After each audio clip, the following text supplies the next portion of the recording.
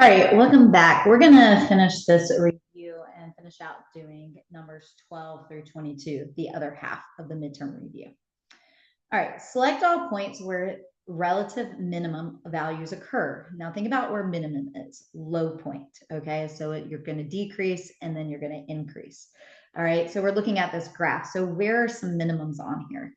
All right, so minimum is at B, okay? So this is a min. All right, where's another minimum? Right here. That's at E. So that's a minimum. All right. Now, we also have things called maximums. I'm going to pick those out. I know it didn't say which ones to do, but here, do you see right here at D? That one's actually a max. Here at F, that is also a max. Now, these other points, A is just an x-intercept, and so is C. C is just an x-intercept. All right. G is an x-intercept, and really H is just nothing. H is just a point on the graph. So be able to pick out some points. Now, if they picked out this point right here, that would be the y-intercept. All right. They didn't label that one though. Okay. Now, number 13, Andre wants to make an open top box by cutting out corners of a 17-inch by 24-inch piece of poster board. So what we're doing is we have this poster board right here. We want to cut out these squares.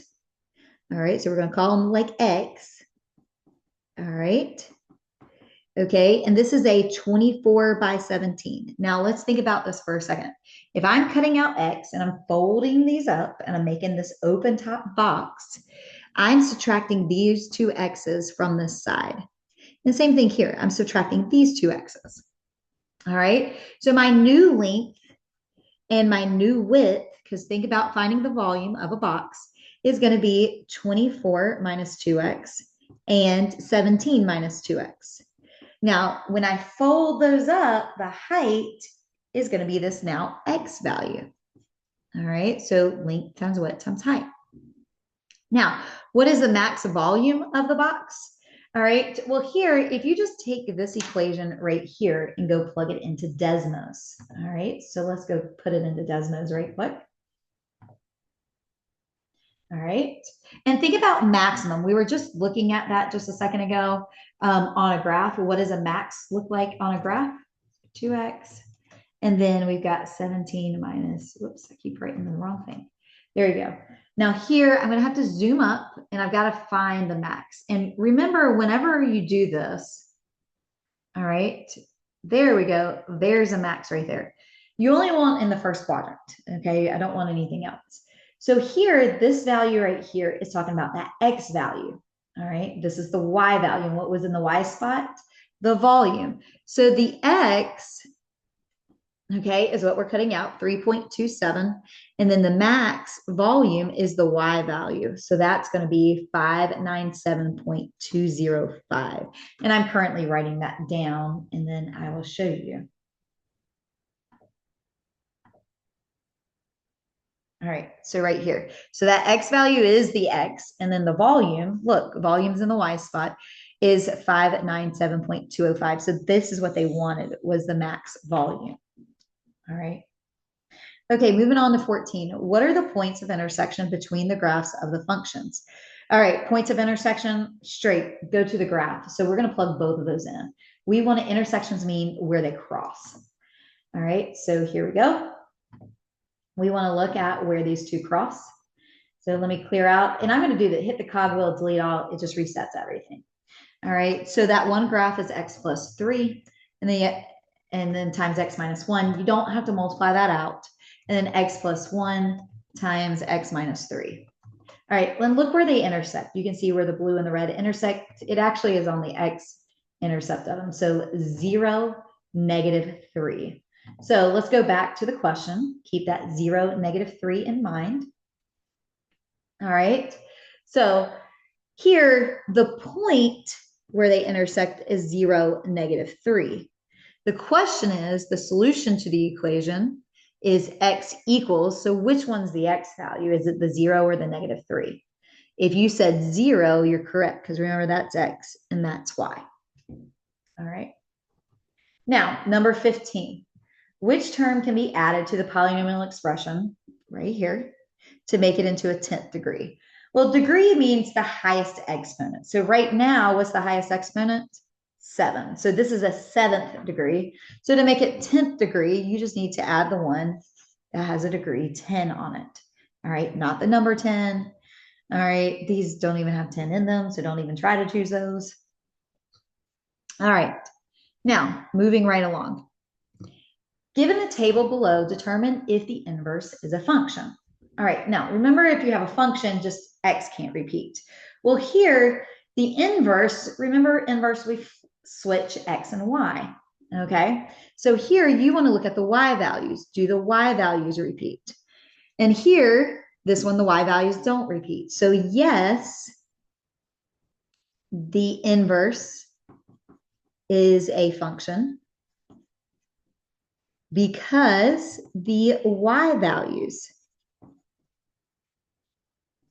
of f of x do not repeat. All right, but let's look at this one. Do you see how the 4s repeat right here? So no, the inverse is not a function because the y value repeats. All right, so think about definitions of functions themselves. All right, number 17. A 5th degree polynomial has exactly 2 non-real zeros. And by the way, non-real mean imaginary. All right, and those come in pairs. How many real zeros must it have? Well, think about this. 5th degree polynomial, how many possible roots is it going to have? Well, look at the degree. It's going to have 5. All right, so put 5 on your hand. 2 non-real zeros. So I'm going to take away, I know 2 of them are non-real. Well, how many must be real zeros? Well, look what's left on my hand. 3. Okay. Now, these 3 could be rational or irrational. Okay. Now, like imaginary, irrational come in pairs. All right. So you're not going to just have one irrational. It's either going to be 2, 4, 6, 8. All right. Rationals are the ones that come singly. All right. You can have 1 or 2. They don't come in pairs. All right, number 18. This zigzag crystal vase has a height of 10 inches. So it's 10 from top to bottom. The cross section parallel to the base are always rectangles. So basically, if I just cut this across every single time, I'm going to be looking at a rectangle. All right, now that rectangle could be over here or it could be over here. It's just they don't line up. Now, think about this for a second. If I were to cut this thing in half, and I know you can't really see my line that great. If I cut this part right here and I cut that off and I put it here, do you see how it will fit exactly into these 2 spots? Well, what does it make? It makes basically a rectangular prism. All right. And so here, each rectangle is always 6 by 3. All right. If we assume the crystal itself has no thickness, what would be the volume? Well, just think about what a volume of a rectangular prism is. Length times width times height. So we're just going to multiply that. 10 times 6 times 3. And when we throw that into the calculator, we get 180. If we have to have units, that's going to be units, inches cubed. All right. Moving right along. Okay, number 19. A concrete brick in the shape of a rectangular prism has a length of 19 centimeters, a width of 9 centimeters, and a height of 9 centimeters. The brick weighs 4,847 grams. To the nearest hundredth, what's the density? You need to remember that density is mass over volume. Okay, so what did they give us? Now, to the nearest hundredth, all right, we'll talk about that in a second. It says, what's the density? So we're looking for density. I'm going to leave D there. Now, if it weighs is the mass, how much something weighs, 4,847.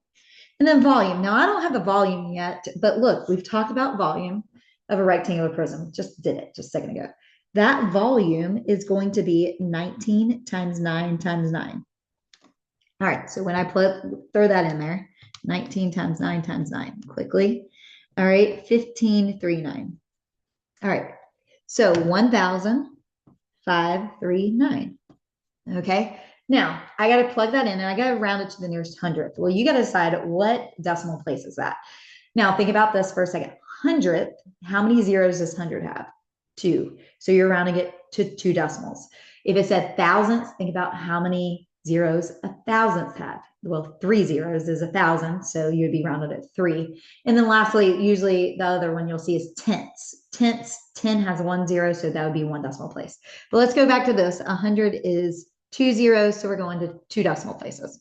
So let's plug this in right quick. We're going to say 4,847 divided by 1539. Okay, so look at this decimal right here. Now, yes, we're rounded to the second decimal place, but look what's behind it. It's a 9. So that means that rounds up to a 5 right there. So this is going to be 3.15. All right. If you needed units, we put grams on top of centimeters cubed because the volume is centimeters cubed. All right, moving right along. Number 20, true or false? Which of the following are always true about properties of parallelograms? The diagonals of parallelograms are congruent. This one's not always true. Okay, false. This is only sometimes. If you want to put rectangle, you're welcome to. They're congruent in a rectangle, but not necessarily in a parallelogram. All right, diagonals of a parallelogram, and actually let me back up. It's also going to be congruent in a square.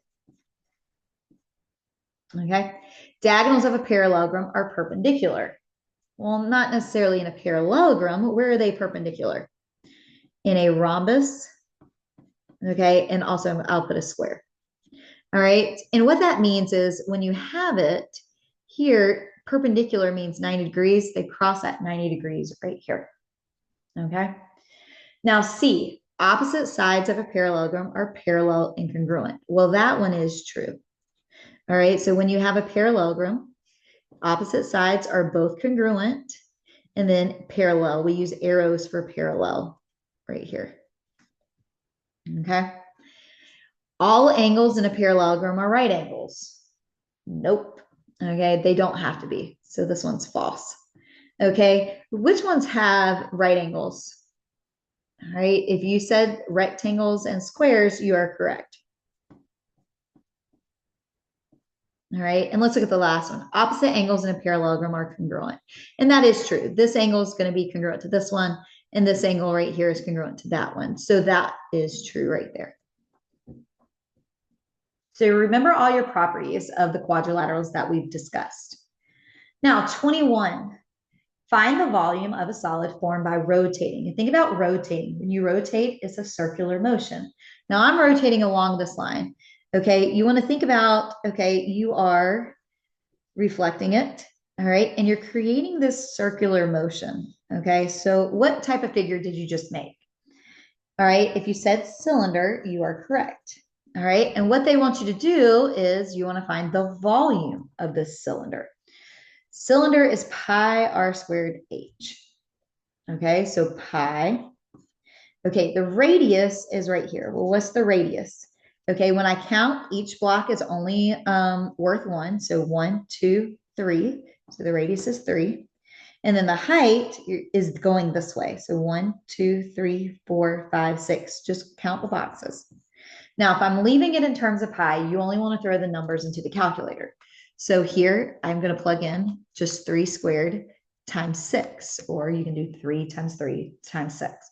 All right, and you get 54. So this makes 54 pi.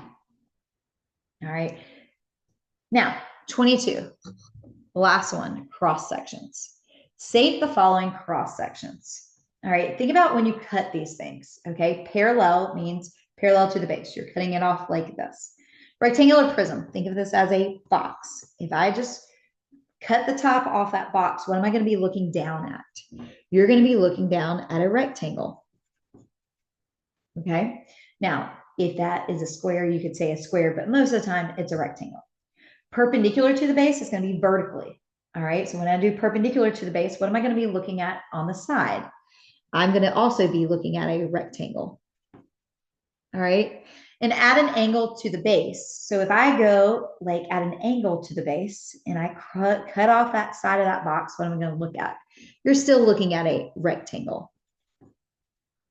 All right. Now a cylinder. Okay. Think of your soup cans. This is kind of like a cylinder here. Okay. So if I take this thing, ignore the top. If I take this thing and parallel to the base, if I cut this off, what am I going to be looking at? We'll just think of it for a second. I'm going to be looking at that right there. I'm going to be looking at a circle. I'm going to spill pepper everywhere. Okay. So circle. Now, perpendicular to the base. So if I cut this off right here, okay, if I cut this, what am I going to be looking at? Well, I'm just going to be looking at this shape, the two-dimensional shape right here. It's going to be a rectangle. Now, this one's harder at an angle. So if I go at an angle here, all right, if I go at an angle, all right, what am I going to be looking at? I'm going to be looking at this oval. All right, there's going to be an oval right here. All right, now think about a cone. I'm trying to think, do I have a cone right here? And I don't think I do. All right, a cone, all right, kind of looks like this. All right, and it's got a circular bottom. So if I cut that top off that cone, think a Hershey kiss. All right, what am I going to be looking at? I'm going to be looking at a circle on the top. Now, if I take that cone, all right, and I cut it perpendicular. So think about it. If I cut that, look at what I'm looking at. It's a rectangle. I mean, not rectangle, triangle, sorry. All right. What about an angle to the base? If I do it as an angle to the base, this is going to just kind of depend. It's going to look something that looks like this. All right. I don't even know if it has a name. Okay. It's going to be flat on the bottom. It's kind of like part of an oval. All right. Now, parallel to the base of a rectangular pyramid. So a rectangular pyramid looks something like this. Okay, you got a rectangle on the bottom. So if I cut this top off, what am I looking at? Well, I'm just looking at this rectangle that was kind of like below.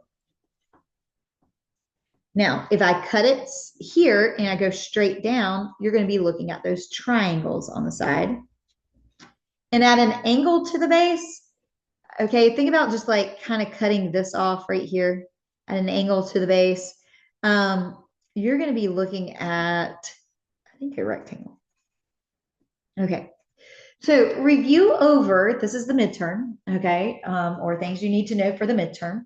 We've covered a lot here, okay. There's still some stuff that we haven't totally hit. So hopefully we'll have some other midterm reviews, but I need you to review over these problems, okay. These types of things you're going to see, the terminology. So if you've missed any days, you need to go back, ask your teacher, look at notes, get somebody else's notes. Make sure you know how to use Desmos. If you're using the TI-84, make sure you know how to use the TI-84, especially just for quick calculations. You can use the Desmos for that as well. If there's any formulas that you need to know, make sure you know your formulas. Make sure you know x-intercept, y-intercept, about inverses, about roots, about solving different things. Okay. And we do have some tricks and with some tools to help us out with that.